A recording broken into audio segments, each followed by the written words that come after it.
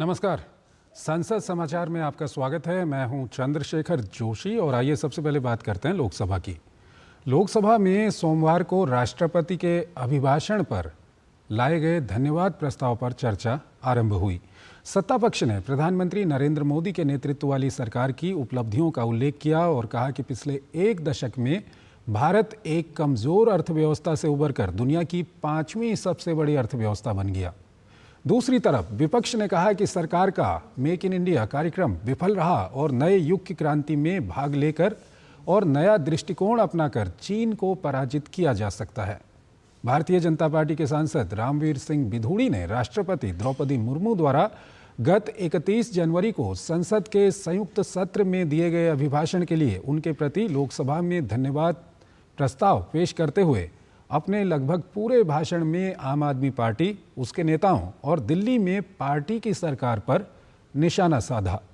उन्होंने कहा कि दिल्ली की आम आदमी पार्टी सरकार ने देश की राजधानी को विदेशी लुटेरों महमूद गजनवी, मोहम्मद गौरी, तैमूर लंग, अहमद शाह अब्दाली, नादिर शाह और अंग्रेज शासकों की तरह लूटा।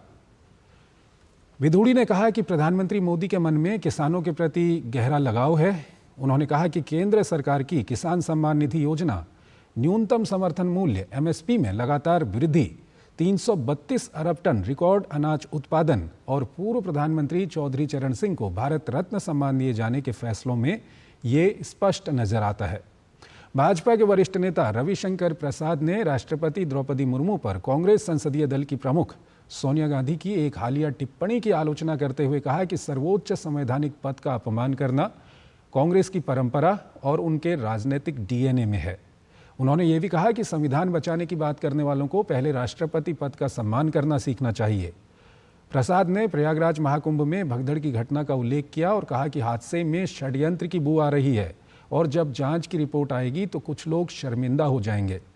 रविशंकर प्रसाद ने कहा कि कांग्रेस की सरकार के समय भारत 5 सबसे कमजोर अर्थव्यवस्थाओं वाले देशों की सूची में शामिल था, लेकिन प्रधानमंत्री नरेंद्र मोदी के नेतृत्व वाली सरकार में भारत की अर्थव्यवस्था बहुत मजबूत हुई और 5वीं सबसे बड़ी अर्थव्यवस्था बन गई।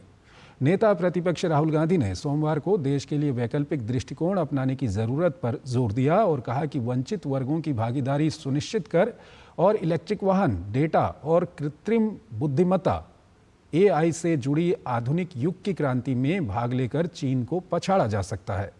उन्होंने राष्ट्रपति के अभिभाषण पर लाए गए धन्यवाद प्रस्ताव पर चर्चा में भाग लेते हुए कहा कि प्रधानमंत्री नरेंद्र मोदी ने मेक इन इंडिया को लेकर प्रयास जरूर किया, लेकिन ये विचार विफल रहा क्योंकि विनिर्माण दर घट गई। कांग्रेस के पूर्व अध्यक्ष ने यह भी कहा कि देश बेरोजगारी की समस्या का समाधान नहीं कर पाया है और इस बारे में युवाओं को कोई स्पष्ट जवाब देने में संयुक्त प्रगतिशील गठबंधन संप्रग और राष्ट्रीय जनतांत्रिक गठबंधन राजग दोनों की सरकारें विफल रही हैं। उन्होंने कहा कि राष्ट्रपति के अभिभाषण में कुछ नया नहीं था और यह पिछले कुछ सालों की तरह ही था। राहुल गांधी ने कहा कि लोकसभा चुनाव और महाराष्ट्र में विधानसभा चुनाव के बीच की कुछ महीनों की अवधि में ही राज्य में हिमाचल प्रदेश की आबादी के बराबर मतदाताओं की संख्या बढ़ गई और ऐसे में निर्वाचन आयोग को प्रदेश के विपक्षी दलों को मतदाता सूची से जुड़े आंकड़े उपलब्ध कराने चाहिए।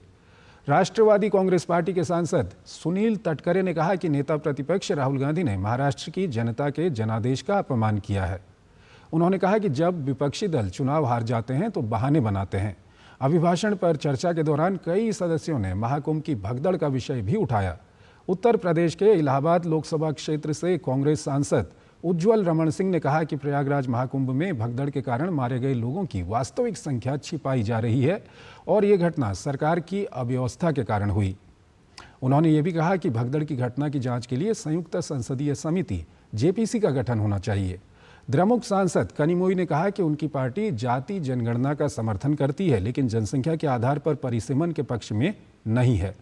कनिमोई ने कहा कि आबादी पर नियंत्रण करने और आधुनिक शिक्षा वाले किसी राज्य की राजनीतिक ताकत को जनसंख्या के आधार पर नहीं आंका जाना चाहिए। लोक जनशक्ति पार्टी रामविलास के सांसद राजेश वर्मा ने कहा कि बजट में बिहार के लिए कुछ किया गया है तो विपक्षी दलों को ये पच नहीं रहा है। उन्होंने कहा कि विपक्षी दलों को बिहार को लेकर सकारात्मक दृष्टिकोण रखना चाहिए। कई अन्य सदस्यों ने भी चर्चा में भाग लिया, चर्चा अधूरी रही।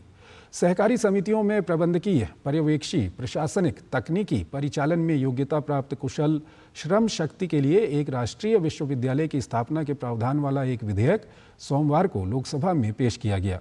सहकारिता राज्य मंत्री कृष्णपाल सिंह गुर्जर ने सदन में त्रिभुवन सहकारी विश्वविद्यालय विधेयक 2025 पेश किया। इसके तहत गुजरात के आणंद में ग्रामीण प्रबंधन संस्थान को त्रिभुवन सहकारी यूनिवर्सिटी के रूप में विश्वविद्यालय की स्थापना करने और उसे राष्ट्रीय महत्व की संस्था घोषित करने का प्रावधान है। विधेयक के उद्देश्यों और कारणों में कहा गया है कि पिछले 3.5 साल में सहकारिता मंत्रालय द्वारा सहकारिता क्षेत्र को मजबूत करने के लिए कई नई पहल की गई हैं। और आइए अब आपको हम राज्यसभा की ओर लिए चलते हैं। राज्यसभा में आज राष्ट्रपति अभिभाषण पर धन्यवाद प्रस्ताव पेश किया और उस पर हुई चर्चा में विभिन्न दलों के सदस्यों ने भाग लिया। चर्चा में भाग लेते हुए सत्ता पक्ष के सदस्यों ने जहां समाज के विभिन्न वर्गों के कल्याण के लिए चलाई जा रही योजनाओं और कार्यक्रमों का उल्लेख किया, वहीं विपक्ष के सदस्यों ने कहा कि सरकार महंगाई, गरीबी एवं बेरोजगारी सहित देश की विभिन्न समस्याओं का समाधान निकालने में पूरी तरह विफल रही है। राष्ट्रपति के अभिभाषण पर धन्यवाद प्रस्ताव पेश करते हुए भाजपा की किरण चौधरी ने कहा कि विकसित भारत का सपना आज भारत के हर नागरिक का सपना है। उन्होंने कहा कि स्वामी विवेकानंद ने भारत के लिए जिस विश्वगुरु का सपना देखा है, आज भारत उस सपने को पूरा करने की दिशा में काम कर रहा है। उन्होंने कहा कि प्रधानमंत्री नरेंद्र मोदी सरकार का दृष्टिकोण समाज में युवाओं, महिलाओं, गरीबों और किसानों सहित सभी वर्ग का विकास करना है और राष्ट्रपति के अभिभाषण में ये दृष्टिकोण प्रदर्शित हुआ है। उन्होंने कहा कि पूर्ववर्ती कांग्रेस सरकार के शासनकाल में जो नीतिगत पंगुता और बेपरवाही का रुख था, उसे मोदी सरकार ने दूर किया है। चौधरी ने कहा कि प्रधानमंत्री मोदी के नेतृत्व में भारत आज पर्यावरण के मुद्दे पर अग्रणी भूमिका निभा रहा है। उन्होंने कहा कि सरकार 2027 तक भारत को विश्व की तीसरी सबसे बड़ी अर्थव्यवस्था बनाने की दिशा में काम कर रही है।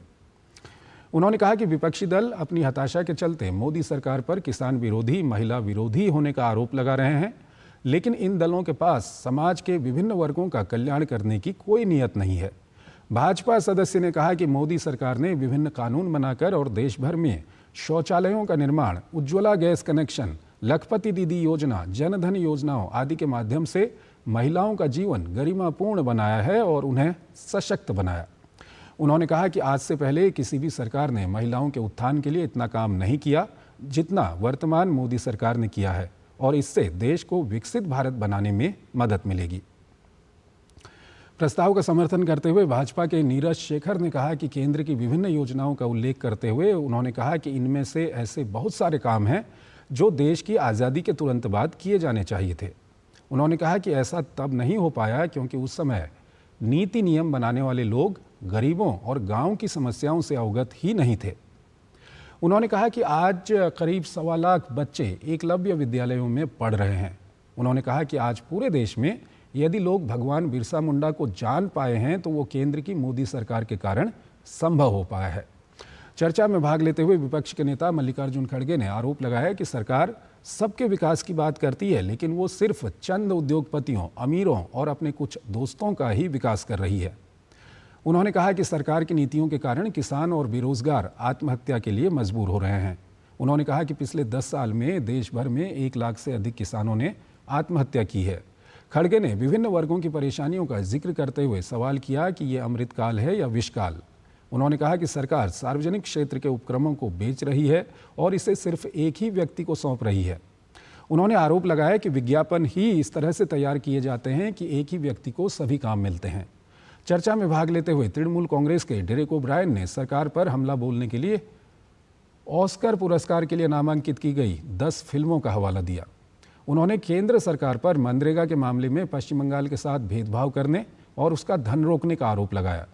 राज्यसभा में राष्ट्रपति के अभिभाषण पर धन्यवाद प्रस्ताव पर चर्चा में भाग लेते हुए शिवसेना के मुरली देवड़ा ने कहा कि आज यदि विश्व के विभिन्न देशों को देखा जाए तो वहां राजनीतिक अस्थिरता दिखाई दी जाएगी।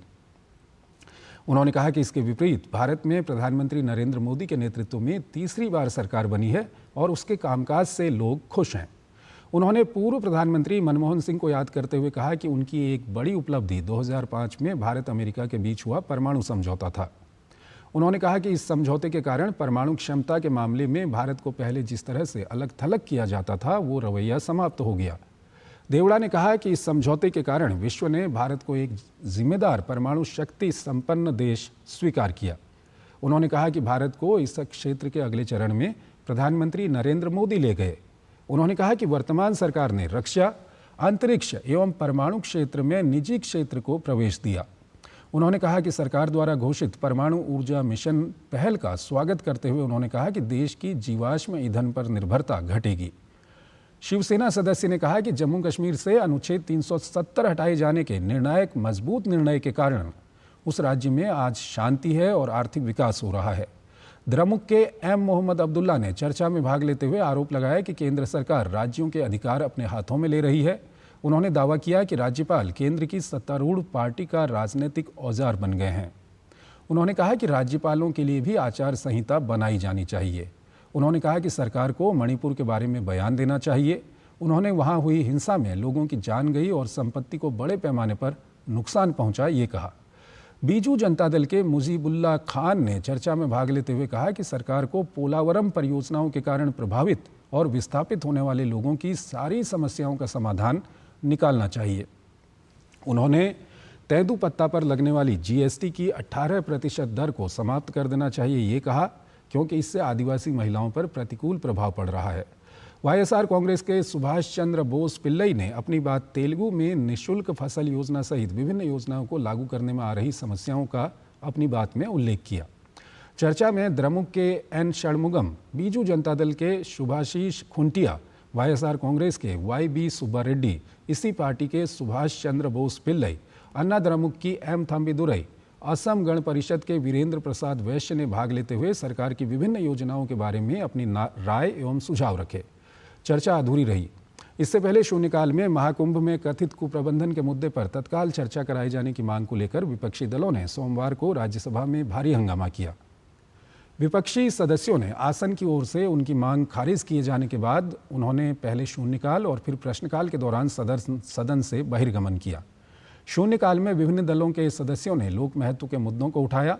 भाजपा के दिनेश शर्मा ने महिलाओं के खिलाफ घरेलू हिंसा और शोषण से जुड़े कानूनी प्रावधानों के दुरुपयोग पर चिंता जताई और झूठे आरोपों का सामना करने वाले पुरुषों के लिए पर्याप्त कानूनी और भावात्मक समर्थन की मांग उठाई।